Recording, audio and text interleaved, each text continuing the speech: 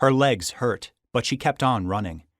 The woods were deep, dense, and dark, but her arms worked before her, pushing briars and branches out of the way.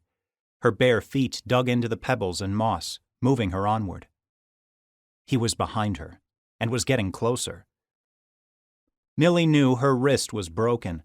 Each time she swung it forward, she could feel the screaming of cracked bone. Her head pounded, but she ran. She had no choice.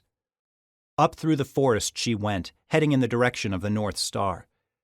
She didn't know how far it was until she reached safety in Pennsylvania, but if she went any other way, it would be suicide. That she did know. There were dogs with the man who chased her. They howled long, eerie songs that made Millie's blood chill. Dogs could follow her easily, and the man with them was strong and quick. But on she ran. Through the pounding of her head, she tried to remember one of her mother's songs. She gritted her teeth as her bare feet came down on sharp-edged rocks, and she forced her mind to sing. "Freedom, freedom, my child. Freedom, freedom, my child. Gonna have my freedom, and the sun gonna shine. Freedom is the daylight. Lord, I'm gonna be fine." The dogs were louder. They were gaining on her. They had more energy than she did. She had been traveling and hiding for weeks now, with little time to sleep or eat. And now they were after her. Millie's shin struck the top of a log as she tried to hurdle it, and she went down on her face. Her broken arm struck the ground, and she bit back a cry. "Oh, Lord, help me," she thought. She scrambled upward. There was pine silt in her mouth. Her heart hammered in her throat. The land sloped downward.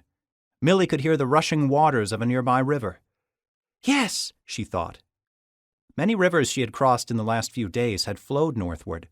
If she could get into the river and move along the shallow edge, the dogs would lose her scent, and the pain in her wrist would ease. There was a crack of rifle fire. Millie shivered violently and ran down the knoll toward the sound of the river. A man shouted, "Stop, you little pig! You know who I am!" The ground was damper now and covered with long, sleek grass that made it hard to keep her balance.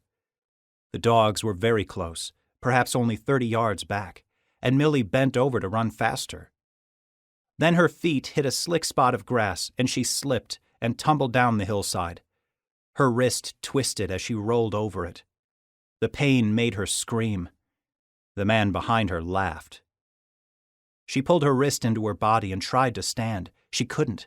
The world was rolling, and her head spun. Finally, she managed to get up, but her back remained bent. Her feet shuffled ahead, moving her to the river. The rushing was loud now. The river was indeed moving northward. "Freedom is the daylight," she sang, her voice distorted with tears. "Lord, I'm gonna be fine." She could hear the man on the slope behind her, sliding down the wet grass, grunting with his footfalls. Between the dogs' barks, she heard their chains jingle. A few more feet to reach the water. Her bare toes scrambled, pushing her forward. "Lord, I'm gonna be fine," she prayed. And then there was a rifle barrel jammed between her shoulders. A booted foot came down on her back. Millie lost her breath with the blow and fell flat. She gasped, trying to get air, and stared at the rushing waters of the river just beyond her reach. The man rolled her over roughly and grinned at her. The two dogs stood by, their job done, sniffing at their master's legs. "Good thing I got you before you got in that water," the man said.